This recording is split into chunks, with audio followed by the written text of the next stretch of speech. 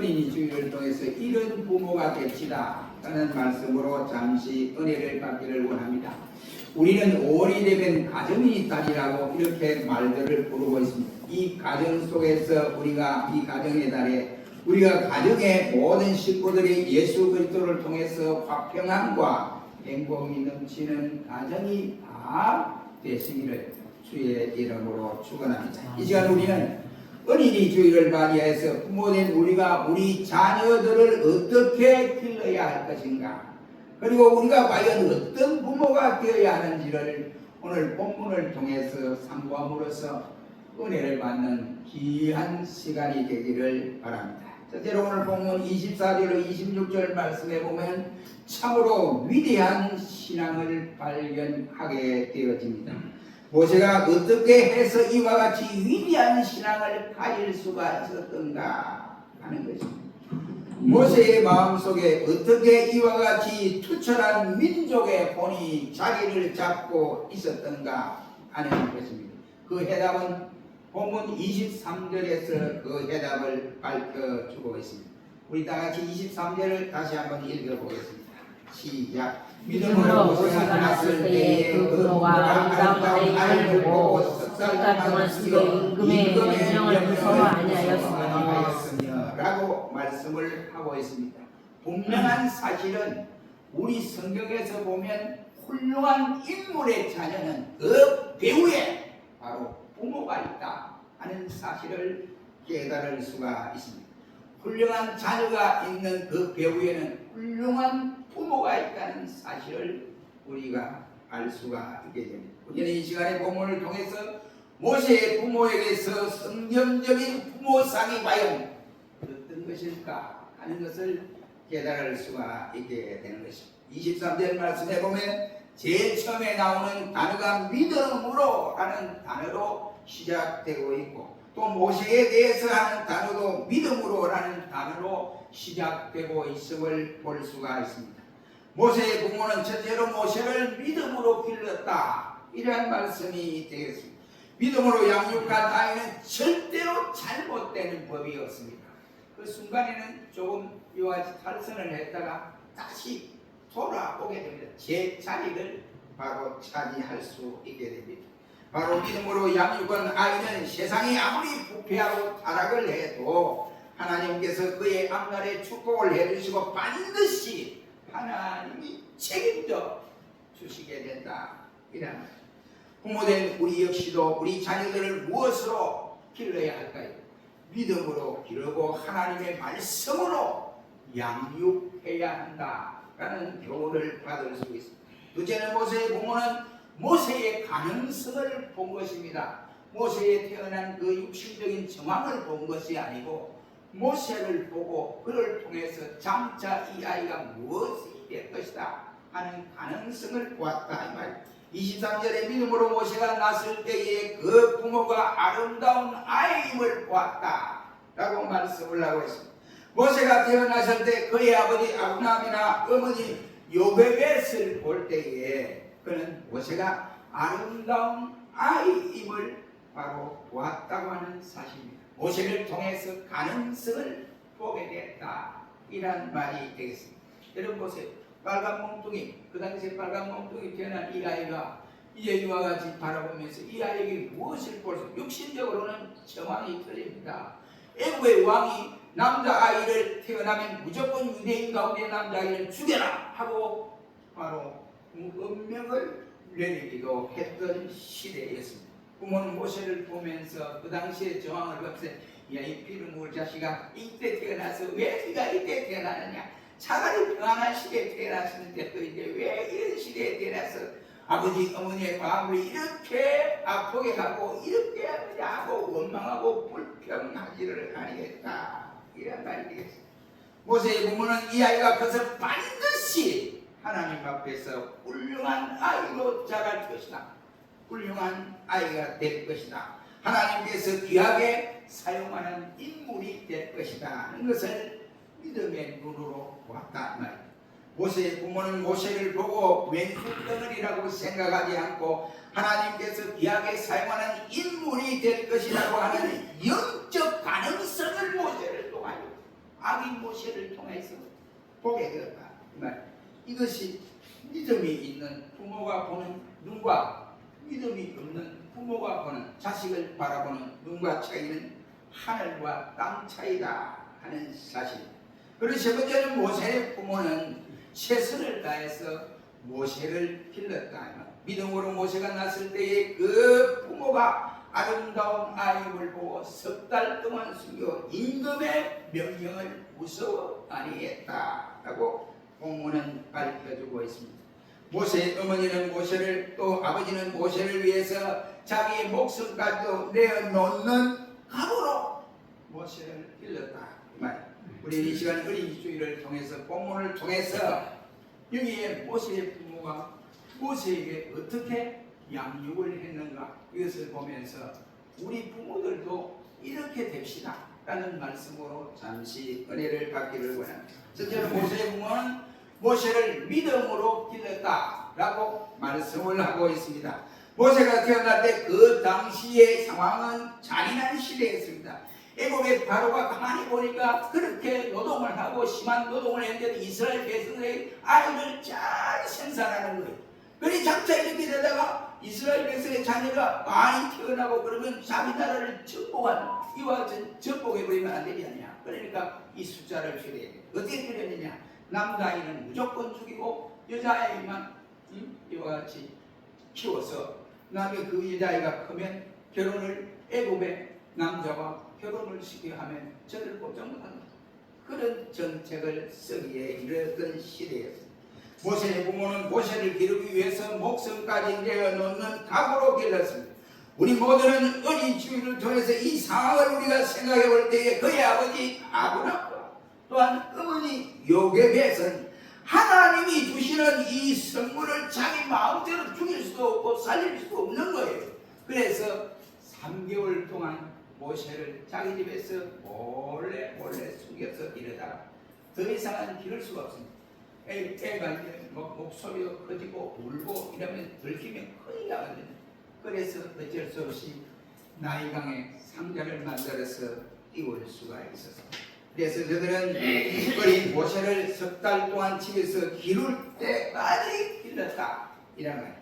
하나님은 이러한 모세의 부모를 저버리지 아니했습니다.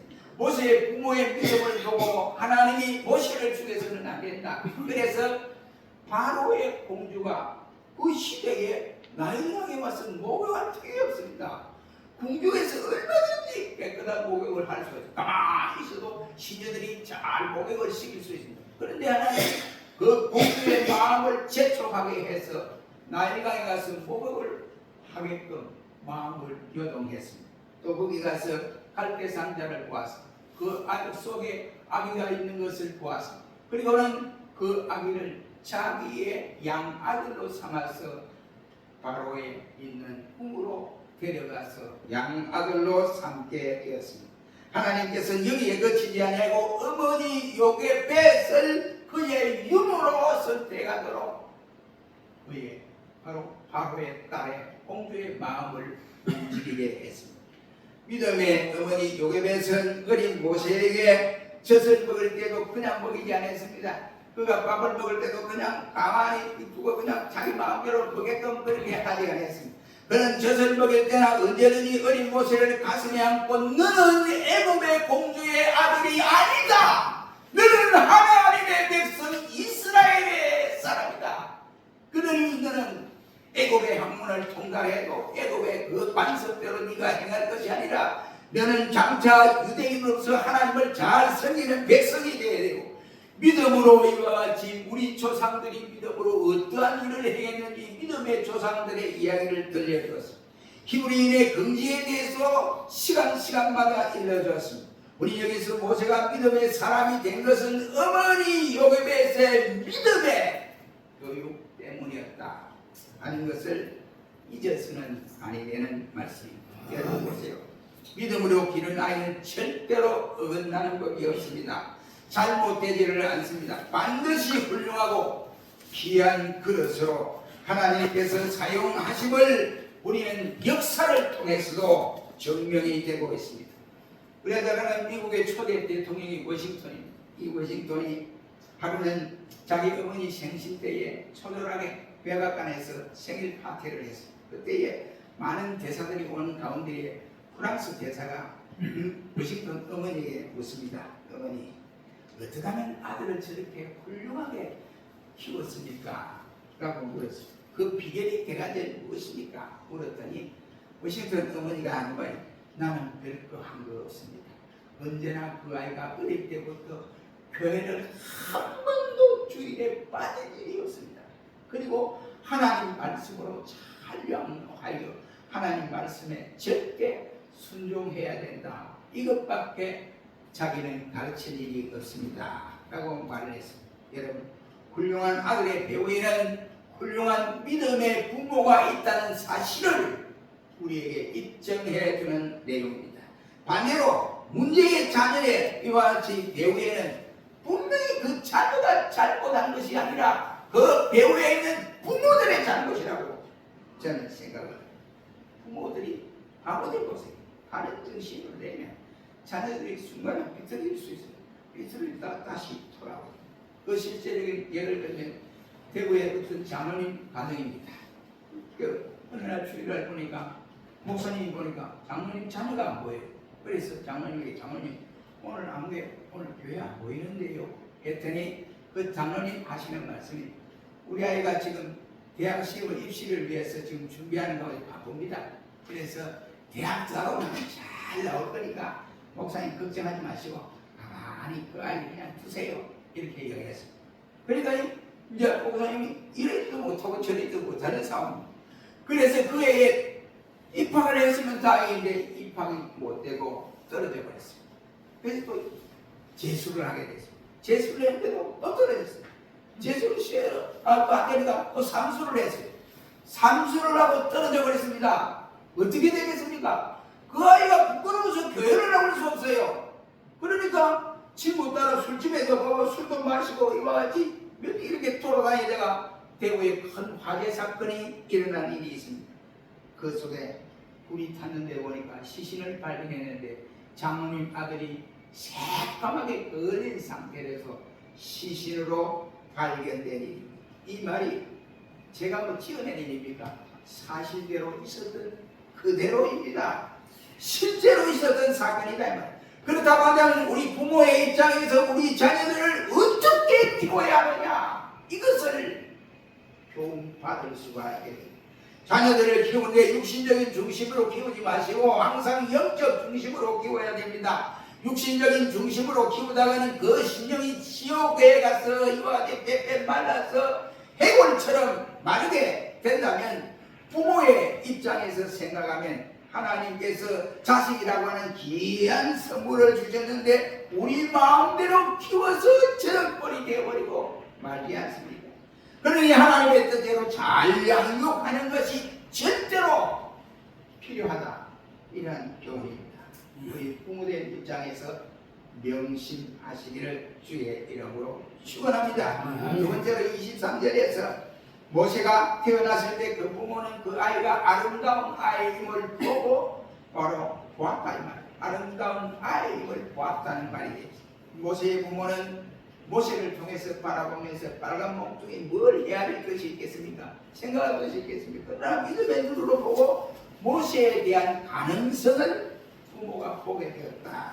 이런 모세의 부모는 이 아이가 자라서 틀림없이 하나님을 위해서 귀하게 쓰임을 받는 일꾼이 될 것이라는 기대를 가졌다는 말이 되겠습니다.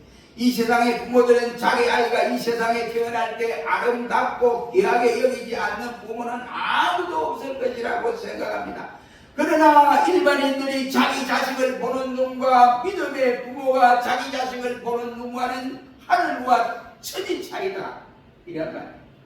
그러나 지식을 이와 같이 자식을 바라보는 부모는 믿음의 눈으로 보고 판단을 하고 사랑해 주어야 됩니다. 요괴에서는 모세가 어릴 때에 애굽의 궁중 법도를 많이 배워서 다 깨닫고 애굽의 학문을 통달하고, 그래서 애굽에서 제일 1인자가 돼 의문하는 것이 아니에요.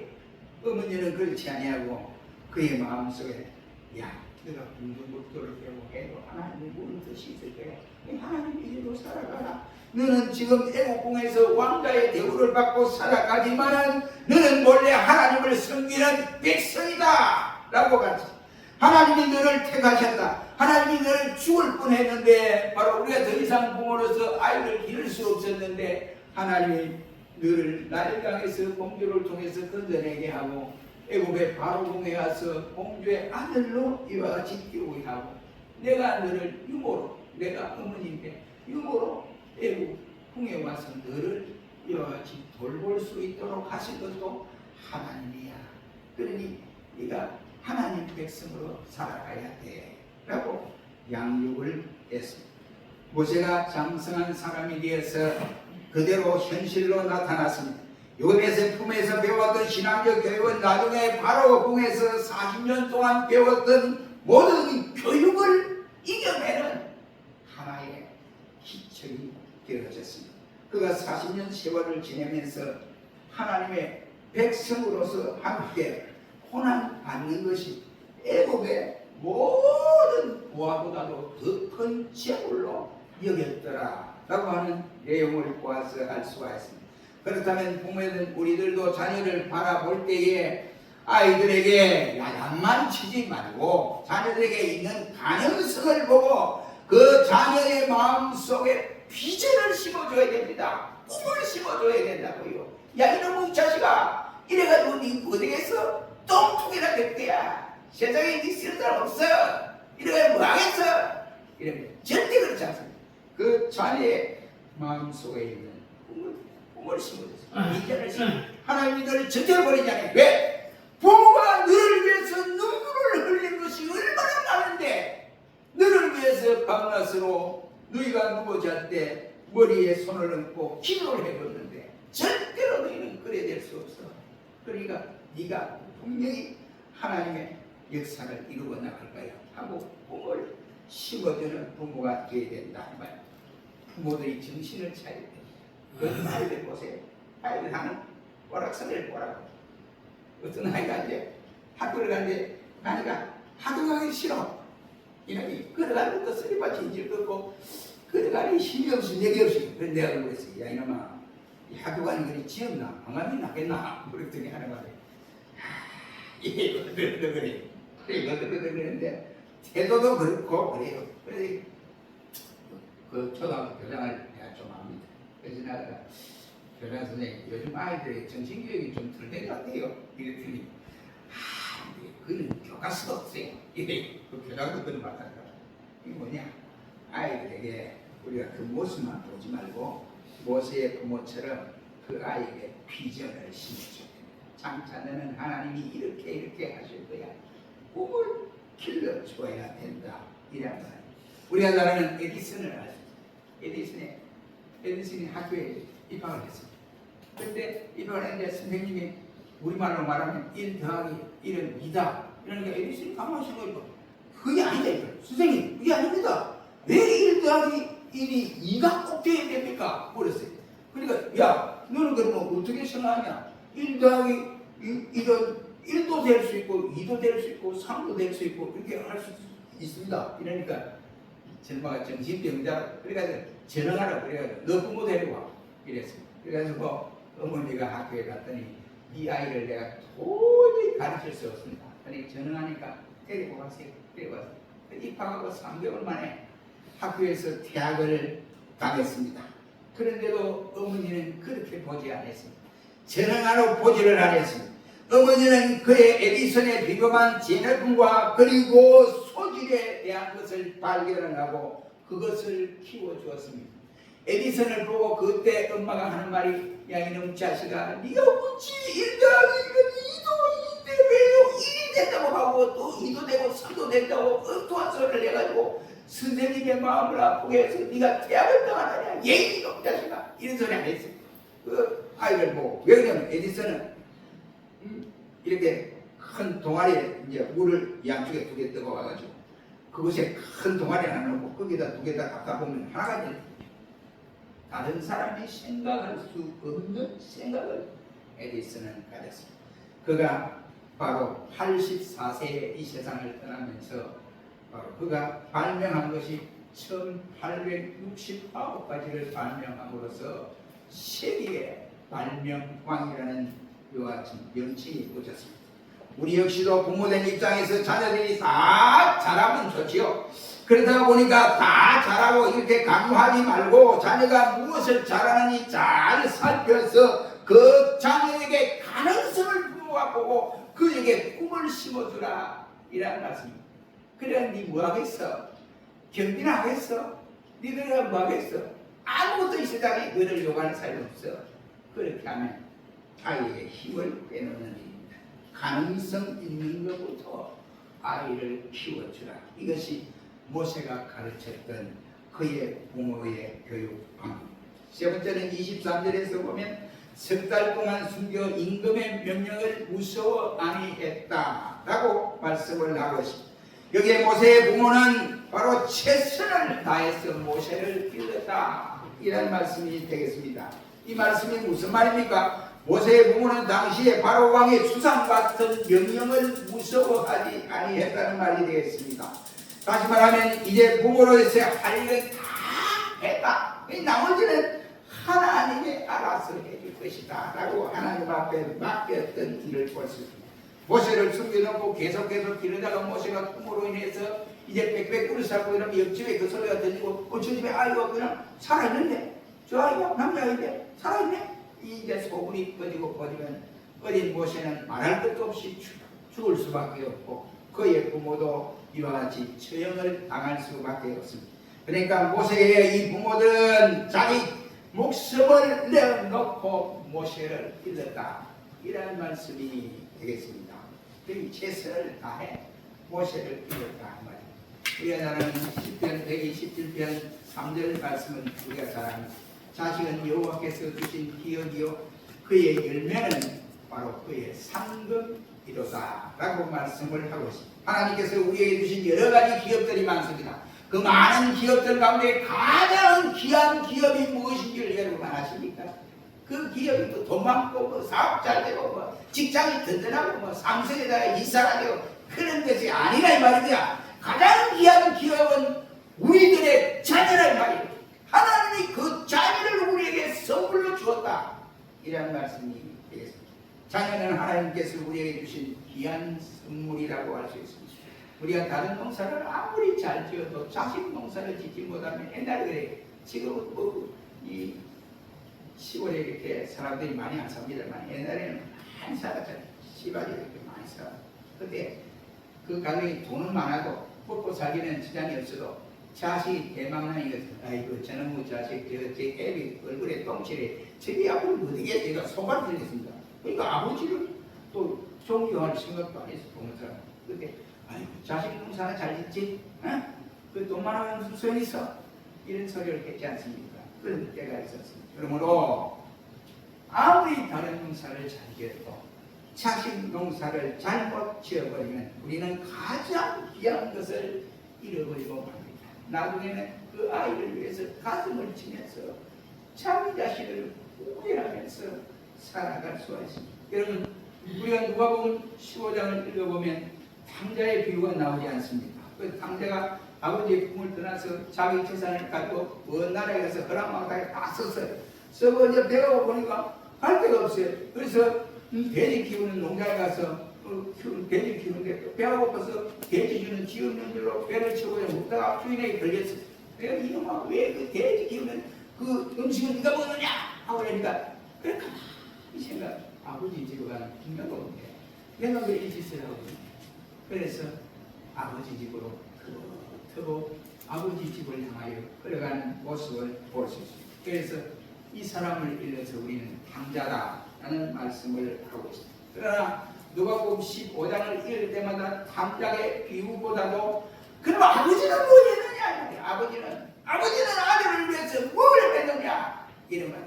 그러니까 그 아버지는 다른 말로 말하면 핑계대자면 귀중한 가정의 귀중한 자식을 잊어버린 결론을 가져오게 되는 것입니다. 저는 여기에서 말하기를 아버지가 회개를 하고 돌아오는 탕구가 되어야 된다. 저는 그렇게 생각합니다.